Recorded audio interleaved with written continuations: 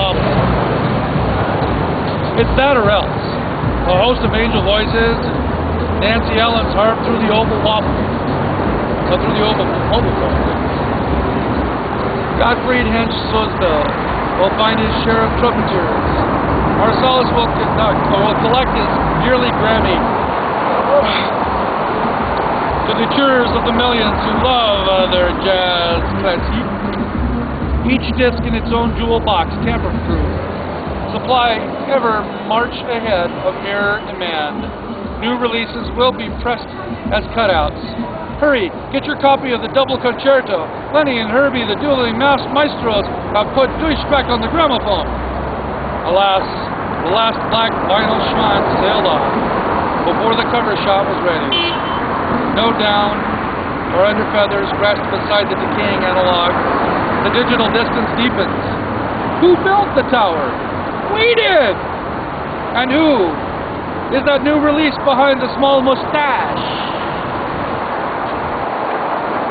5. At intermission time on the opera quiz last Sunday, William Livingstone was asked what role, if any, he would like to play, and in what opera.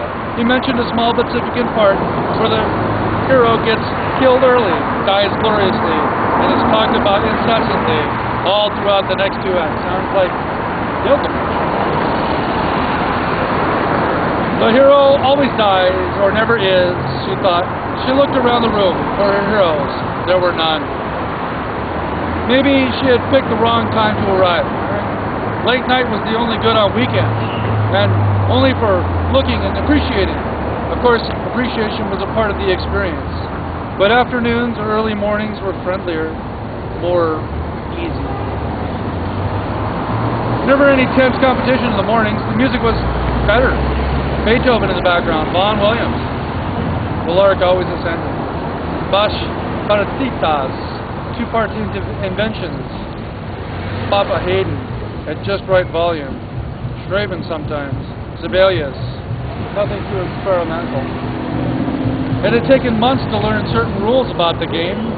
The closeout section was reserved for students, those on budgets, who confined themselves to budget lines. Green sleeves, eminence, privilege, odyssey. Green sleeves fit them, odyssey did not. Eminence and privilege described their lack of either.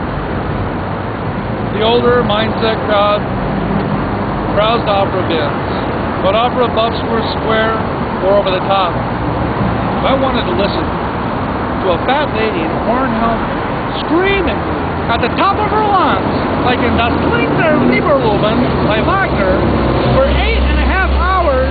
I go visit my mother-in-law. The older mindset, but opera buffs were square or over the top. There was no in-between. Some of the most interesting, alas, liked only Calais, Berganza, Sutherland, Schwarzkopf, Horn, Sills, Dame Curie. No room for mortal women in their lives. Ooh, what a diva. The well-dressed ones, approaching 30, only cared about the basic of repertoire. Crash programs in the classics. Go home with one and be prepared for competition with Vivaldi. Fantastique translates to the gallows march, playing it only element of danger. Musicians in the money group gather twice a week to check each other's bins and funds.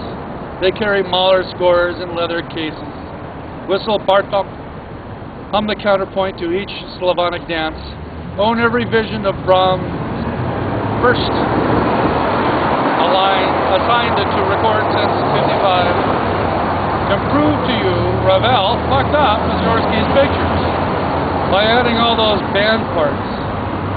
They have never heard Smokey Robinson, the Maddox Brothers, and Rose, and never will. Roy Acuff will remain a mystery, long past time's obituary. Some ignored, dismissed Rachmaninoff, with whom she had a secret kinship, strengthened by a tarot reader who, looking at her cards and fingers, informed her that she was Russian incarnate, and he had died at 43 the same day she was born. Some things are buttressed by coincidence, synchronicity. In the tower, it was best to move around, invent the storyline yourself. Or the burly one in alligator boots who carried off an armload of CDs devoted only to the castrati arias transcribed down from trombone solo. Imagine why the little man whose hand shook found 4 separate versions of Bach's Shadow Suites, 2 Brandenburgs, and 7, count them, 7, picture postcards of a young Ned Rorem. And who is the lady on roller skates? Why is she looking at me? She looked up from a reverie. She looked up from a reverie. And who's the lady? Oh, sorry, the reverie induced by Goran Schuster playing Cavatina. The door was opening.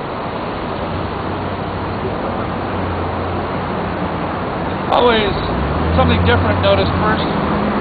Sometimes it's eyes, hands, or thumbs. Can't you see I'm working here? Sometimes a bulge around the middle of the frame. Oh wait, sometimes it's hands or thumbs. Then speculation as to size.